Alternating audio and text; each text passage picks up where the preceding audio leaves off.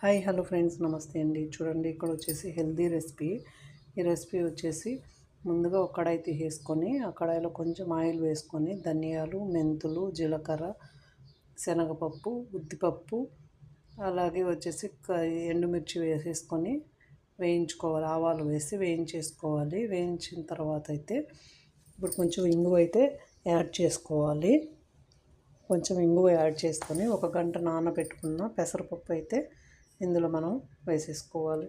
వేసేసుకొని బాగా అలా కలుపుకొని కొన్ని వెల్లుల్లి రెబ్బలు కూడా ఇందులో యాడ్ చేసుకోవాలి. కొద్దిసేపు వేగిన తర్వాత వెల్లుల్లి రెబ్బలు అయితే యాడ్ చేసుకోవాలి. అలా యాడ్ చేసేసుకొని వాటర్ అయితే వేసేసుకోవాలి ఫ్రెండ్స్. ఇలా వాటర్ వేసేసుకొని ఇందులో కొంచెం పసుపు యాడ్ చేసుకోవాలి. పసుపు యాడ్ చేసుకొని కొంచెం సాల్ట్ వేసుకోవాలి.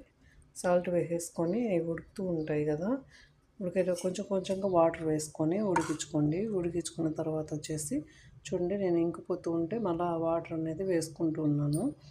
అలా వేసేసుకున్న తర్వాత మనము ఒక పచ్చిమిర్చి మీ ఇష్టం, కారం తక్కువ కావాలంటే వేయద్దు, ఎక్కువ కావాలంటే వేసేసుకోండి. తర్వాత మనం మునగాకు చూడండి, సగం ఉడికిన తర్వాత అయితే మనము మునగాకు కడిగేసి వేసేసుకోవాలి. ఎండబెట్టిన మునగాకు అండి ఇది. చూడండి, వాటర్లో వేసి కడిగిన తర్వాత అలా వేసేసుకోండి. వేసుకొని సింపుల్గా మీకు నచ్చిన పొడి అయితే వేసుకోవచ్చు. నేను వెయిట్ లాస్ పొడి అయితే వేసాను అనమాట, ప్రోటీన్ పొడి. ఓకేనా. అలా కలిపేసి ఒక 5 నిమిషాలు, ఒక 2 మినిట్స్ అయినా క్యాప్ పెట్టేసి ఉంచేసి అనుకోండి, రెడీ అయిపోతుంది. మీకు నా వీడియో నచ్చినట్లయితే లైక్ చేయండి, షేర్ చేయండి, సబ్స్క్రైబ్ చేయండి. Thank you for watching.